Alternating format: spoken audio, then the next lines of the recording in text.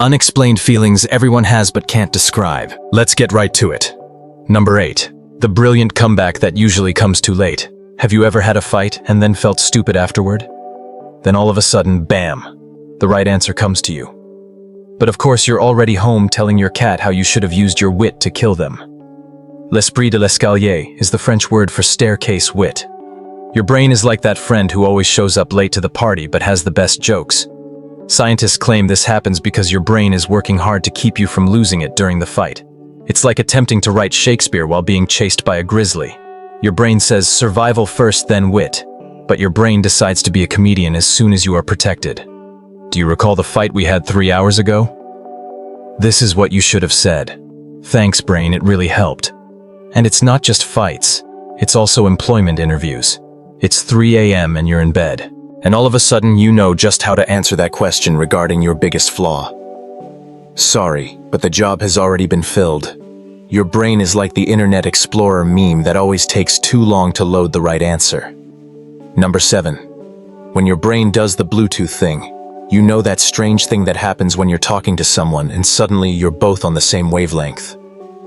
It's called limbic resonance by scientists. I call it your brain and someone else's brain connecting over Bluetooth.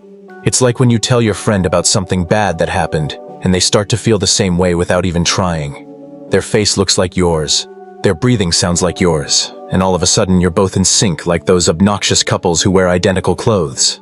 Your brain accomplishes this on its own. Your emotions are like a Wi-Fi router that is always hunting for connections. And like Wi-Fi, it doesn't always connect to the networks you want it to. That's why being around individuals who are anxious makes you anxious. Your brain is basically like, oh, we're doing anxiety. Even if everything is going well in your life. That's cool. I want to be a part of that. That's also why therapists make so much money.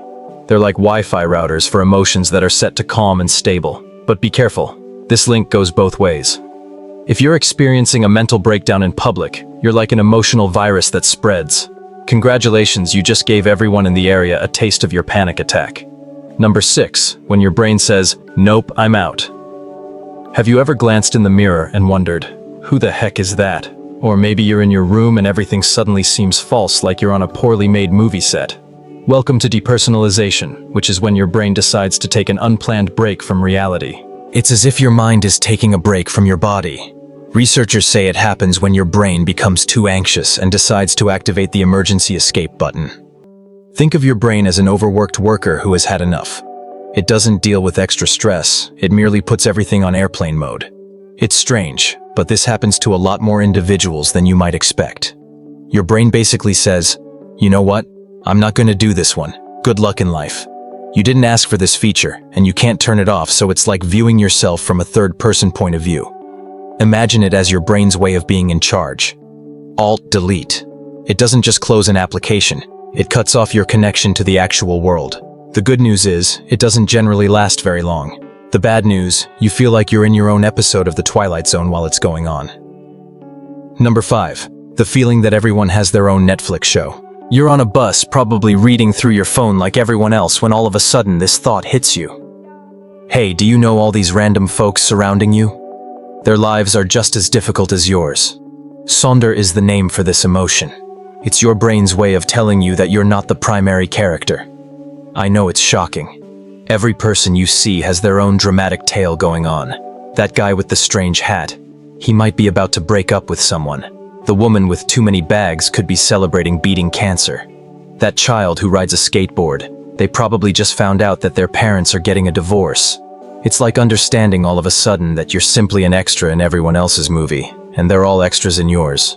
It's the kind of thing that makes you feel very connected to other people, and very small at the same time. You know, like that awful cashier who was mean to you. They could have just lost their pet goldfish, or they could just be a jerk. You won't ever know because you don't follow their life channel. It's scary and wonderful to think about.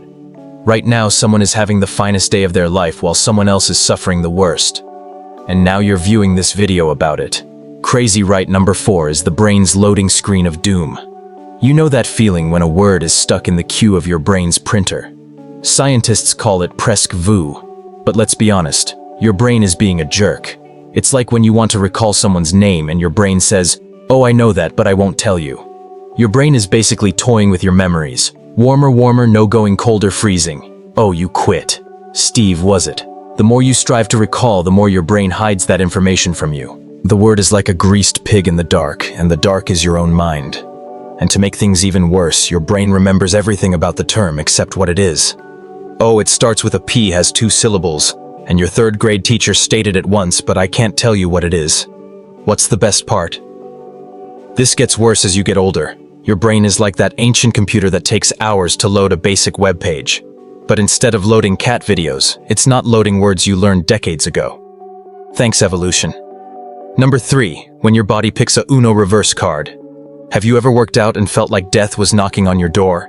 Your legs are on fire, your lungs are on fire, and you know this is how it ends. Then all of a sudden your body gives you that second wind. Your body was just playing a joke on you the whole time. Oh, you thought you were going to die. Just kidding. Here's some more power. Researchers suggest that your body is changing the way it gets energy from sugar to fat. Your body is like a hybrid car that suddenly remembers it has a second engine. First of all, it's using premium petrol and going through it like crazy. Then when it runs out, it doesn't break down. It just changes to diesel. Your body is simply saying, oh wait, I forgot I had a whole storage unit full of fuel. The odd thing is that this happens just when you're about to give up. It's as if your body waits until you're mentally writing your will before it helps. Dear family, I'm leaving you all my... Oh, never mind. I feel terrific now. So the next time you're working out and feel like you're about to die, remember that your body might be playing the world's most tiring practical joke on you. Second, your brain's own paranoia machine. Have you ever thought that someone was monitoring you when you were home alone? You know that scary feeling that makes you stare behind the shower curtain like you're in a scary movie. It turns out that your brain is merely running its old "don't get eaten" program. It's like having a security system that goes off when a leaf strikes the window and is too theatrical.